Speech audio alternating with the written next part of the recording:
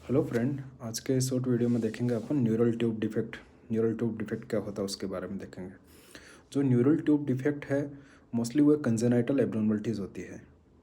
ये उन फीमेल्स के अंदर देखने को मिलती है, उन फीमेल्स के बेबी के अंदर देखने को मिलती है जिन्होंने या तो विटामिन जो B9 फोलिक एसिड है वो नहीं लिया हो ड्यूरिंग प्रेगनेंसी के टाइम। स्टार्टिंग जो फर्स्ट ट्राइमेस्टर होता है, फर्स्ट ट्राइमेस्टर मीन्स स्टार्टिंग के 3 महीने, 1 महीने से लेके कंसेप्शन से लेके स्टार्टिंग के 3 महीने, क्योंकि उस समय ऑर्गेनोजेनेसिस होता है तो उस समय रिक्वायरमेंट होती है बॉडी को बच्चे के ऑर्गन का निर्माण करने के लिए फॉलिक एसिड की। अगर उस कंडीशन में नहीं मिला तो भी होने के चांसेस रहते हैं। दूसरा, अगर फीमेल का हिस्ट्री है, परिवार में किसी किसी का जो बेबी हुआ, मदर हो गई, सिस्टर हो गई, और किसी को अगर हुआ है तो अगर वो न्यूरल ट्यूब डिफेक्ट का बेबी हुआ तो वहाँ होने के चांसेस ज़्यादा रहता है। या अगर कोई मदर है जो तान की दवाई जिसका नाम है फेनाइटोनिन, सीज़र एंटी कन्वल्जेंट जो मेडिसिन है सीज़र रोकने की, अगर वो ले रही है तो उसमें होने के चांसेस ज़्यादा है। या कोई मदर जिसको मेथोट्रेक्सेट मेडिसिन चल रही है, ये एक कैंसर की दवाई है, अगर वो ले रही है तो उसमें होने के चांसेस ज़्यादा रहते हैं। अब दूसरी अपन बात करते हैं कि जो फोलिक एसिड होता है उसका मतलब कि कब शुरू करना चाहिए, कितनी क्वांटिटी में उसको लेना चाहिए, कब तक लेना चाहिए।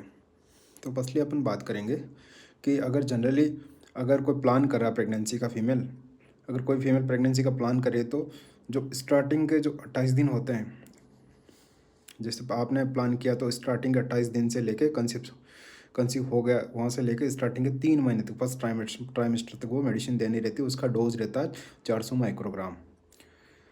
और दूसरी बात करते हैं कि अगर कोई फीमेल है जिसका पहला बेबी भी न्यूरल ट्यूब डिफेक्ट का हुआ है तो उस कंडीशन में उसका डोज क्या रहेगा, तो उसका डोज रहेगा 1000 माइक्रोग्राम, मीन्स 1 mg। अब न्यूरल ट्यूब डिफेक्ट क्या होता है उसके बारे में देखते हैं। तो न्यूरल ट्यूब डिफेक्ट एक ब्रेन और स्पाइनल कॉर्ड की एक कंजेनाइटल एब्नॉर्मलिटीज़ होती है। उसके अंदर ब्रेन के अंदर देखने को मिलती है एनएनसेफेली।